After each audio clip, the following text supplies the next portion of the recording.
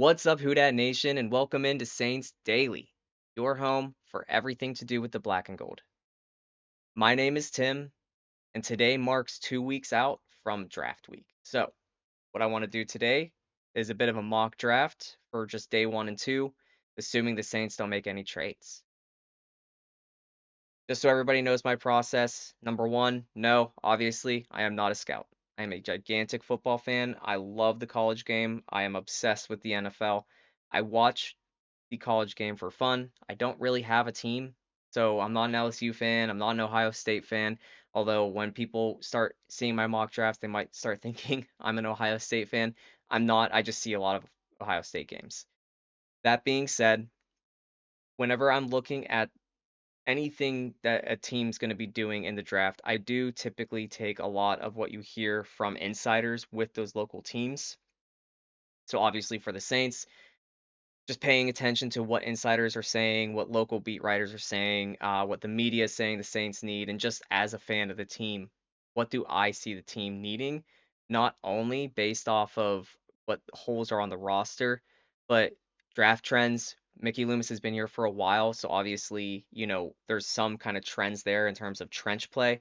Uh, no, this is not the same Sean Payton run organization, so there might be some surprises, but trends are still something that you want to take a look at.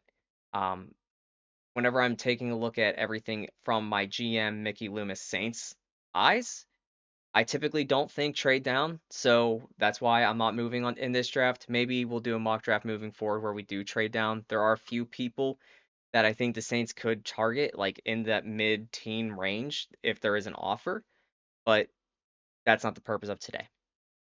So for day one, 45 mock drafts over 3 different sites. Number one pick was actually surprisingly Sonny Styles, the linebacker from Ohio State. The reason why I'm saying that's surprising is because after the combine, Sonny Styles was moved up to 2, 3, 4 at the latest, maybe 5. In the mock drafts that you've seen from both media, anywhere online that does a mock draft generator. Um, Getting him at number 8 was a surprise. Getting him at number 8 more than half the time was a bigger surprise. I kind of assumed that his combine shot him up draft boards to the point where he would not be reached by anybody that would be picking past the Giants, just being completely honest.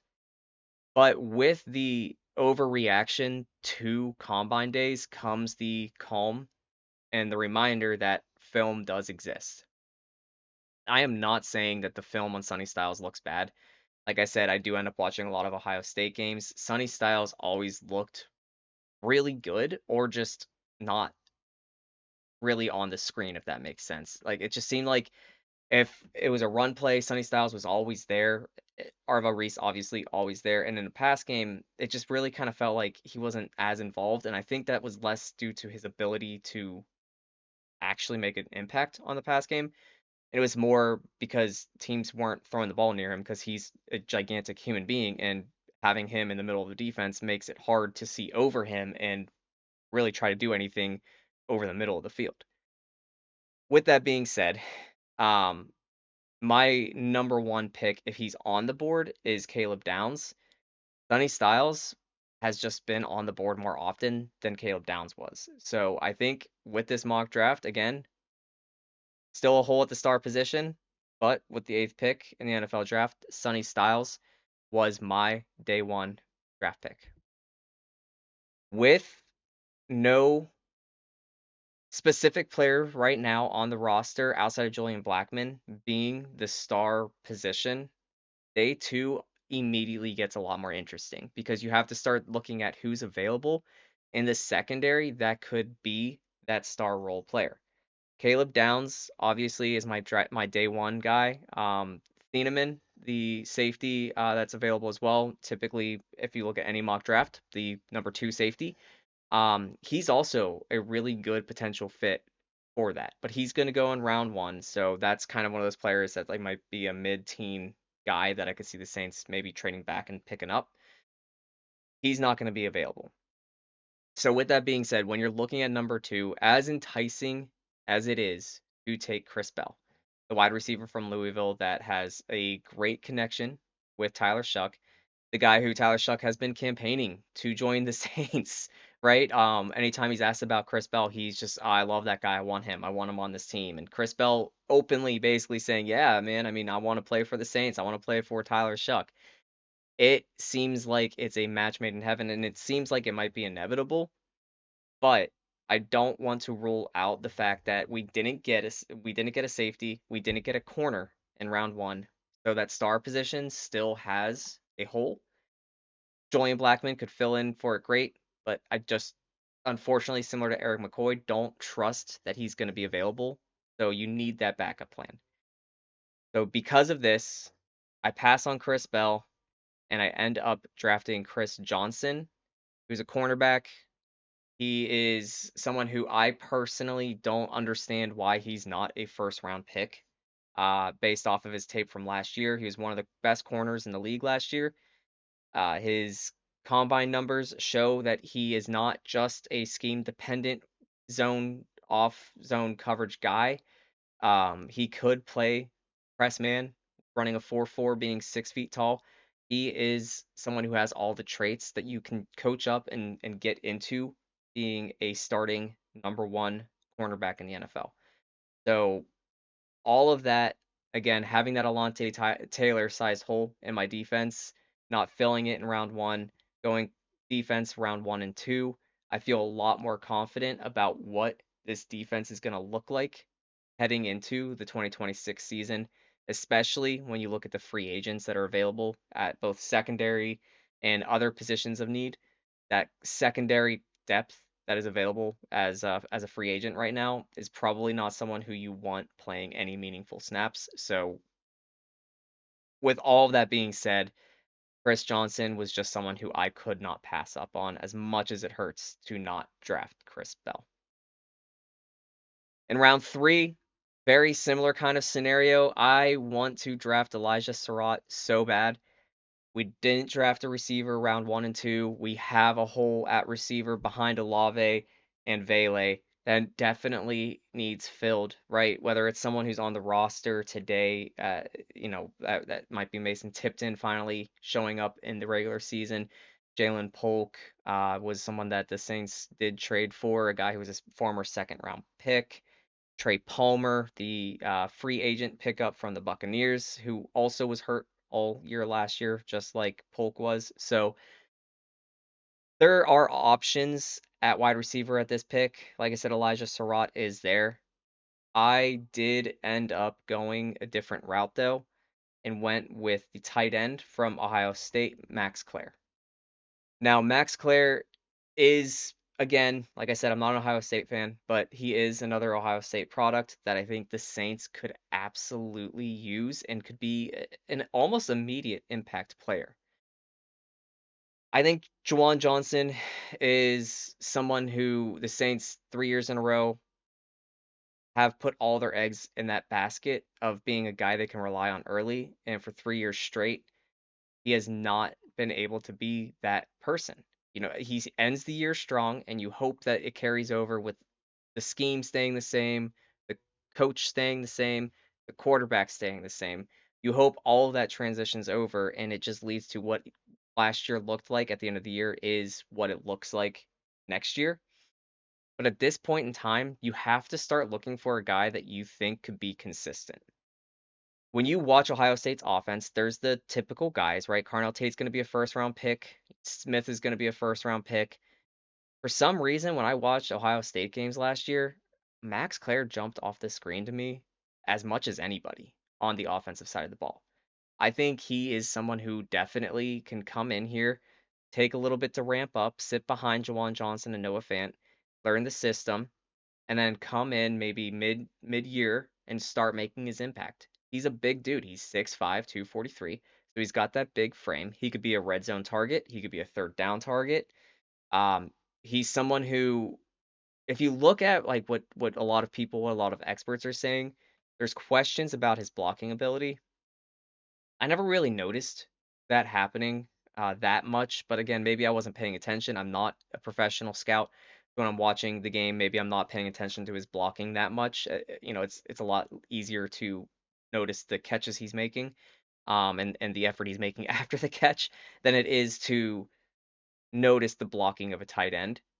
But if you look at PFF grades, which I know have their own debate around them, but he was a 71.6 run blocking grade in 2025. So that tells me that at worst, you don't have to take him off the field just because you're running the ball.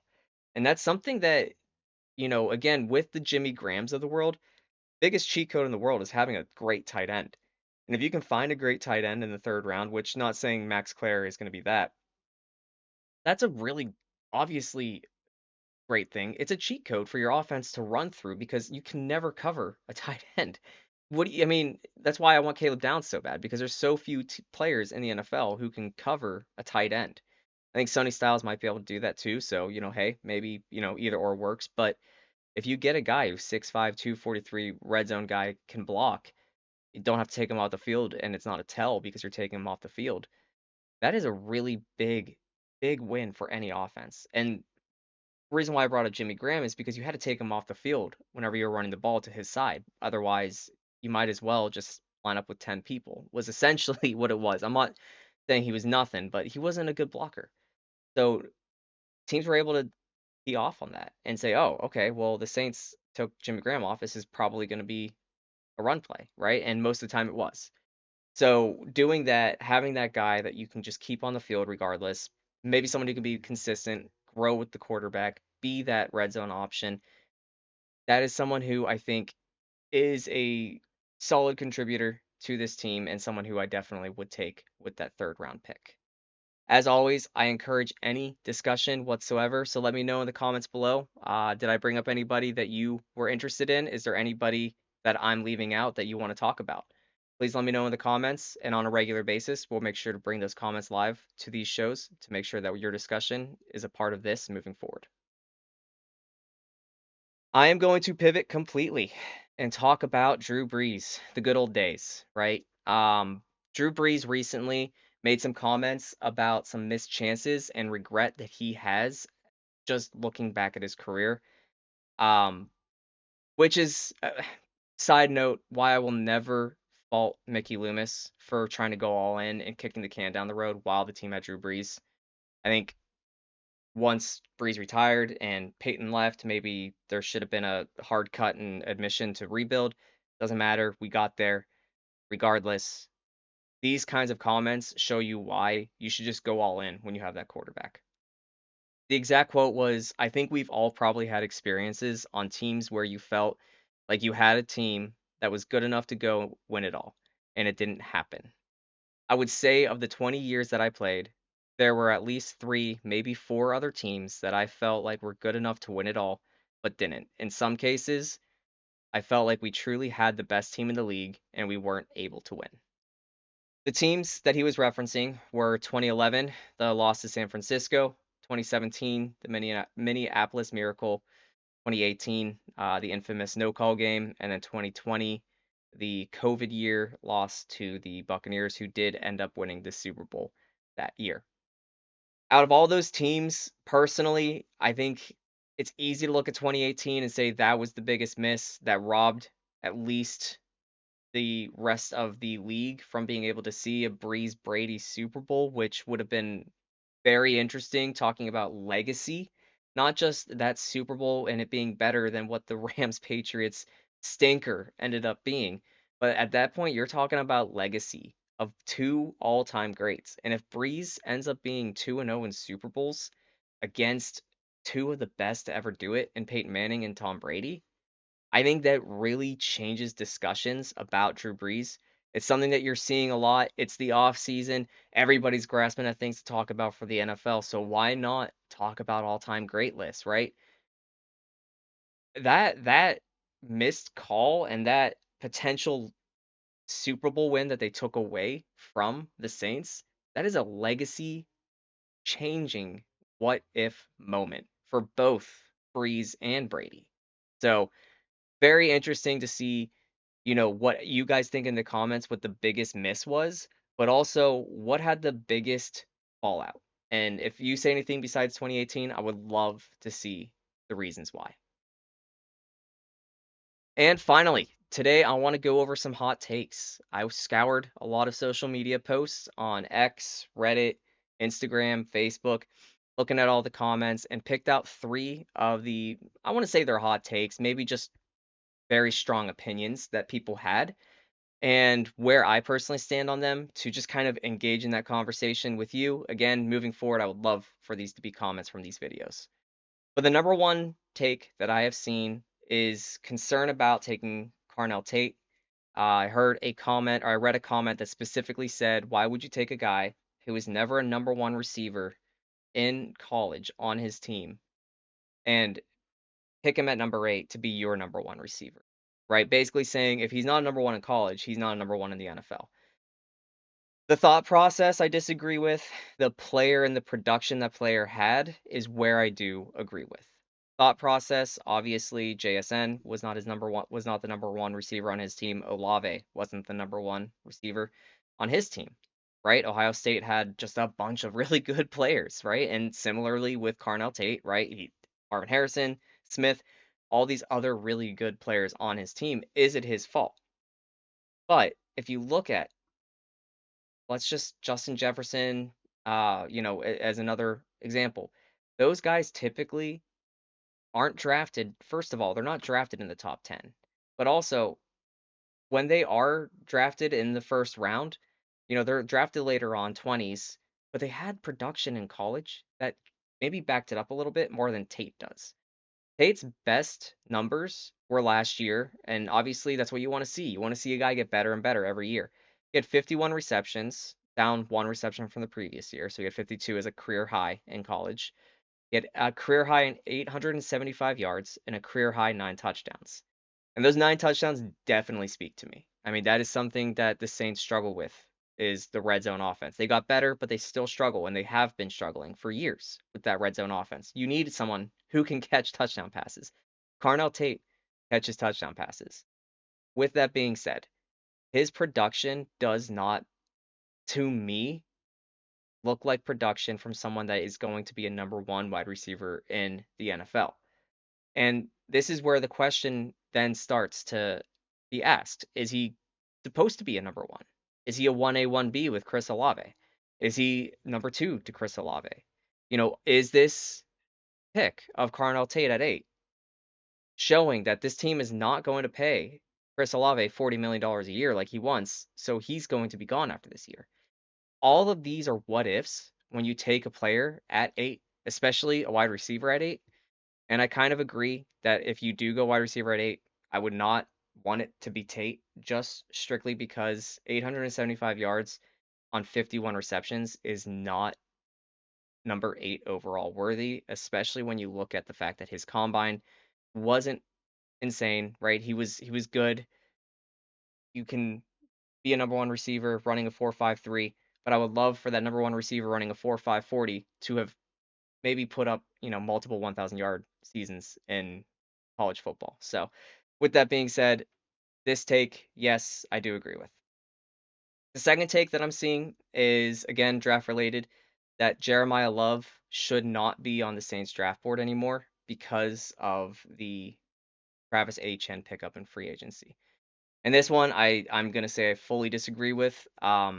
If you love Jeremiah Love, you take him if he's there at number 8. That is just full stop. That is the statement, right? I think that Love has every ability to be a Jahmyr Gibbs like running back in the NFL. And Jahmyr Gibbs started his career splitting carries with David Montgomery. This is kind of a twofold thing. Number one, you don't force him to learn the offense and have the weight of the world on his shoulders day one. Number two, you split carries. Instead of giving someone 400 touches a year, you're giving him 200. And that means you're also giving Achan 200 touches a year instead of 400. This allows both guys to not be solely relied on all game, to limit their workload, extend their careers, make those contracts not look as bad, right? And that's the number one reason why I'm saying don't draft Love number 8 at this point, because then you're going to be paying two running backs for the next 4 years. one, a number 8 overall salary, and two, what you signed Travis Etienne for, right? Which is not a cheap salary. So yes, you do have two high-priced running backs, but I don't think that if you're the Lions, you regret Gibbs, and I don't think you regret Montgomery and Gibbs. I think you are very happy that you had that to put Gibbs into and to kind of just ramp him up into his NFL career. I would say that Love is off the board if they commit to Alvin Kamara and they do something with his contract before the draft. But everything points to that's not happening until after the draft. And that might be because a guy like Jeremiah Love being the only one on their big board that they like left there at 8, and then just saying, you know what, let's get this superstar running back. And then the third pick, or third hot take that I've seen, is that the Saints should just trade down. And this is one that I'm gonna cop out and say it depends. This is not a blanket statement, in my opinion, that you should make at any point in time, but I see the appeal. I think there's a lot of players at that mid-teen, low 20 range that the Saints could get. And if you pick up an extra second or third round pick, if you trade far back into the first and you pick up a first rounder for next year somehow, I think you definitely have to entertain it, but you don't make that decision until you see who's there at 8 or who's not there before 8. If you only have 3 or 4 players that you love, all 3 or 4 are gone, yeah, maybe you trade it away.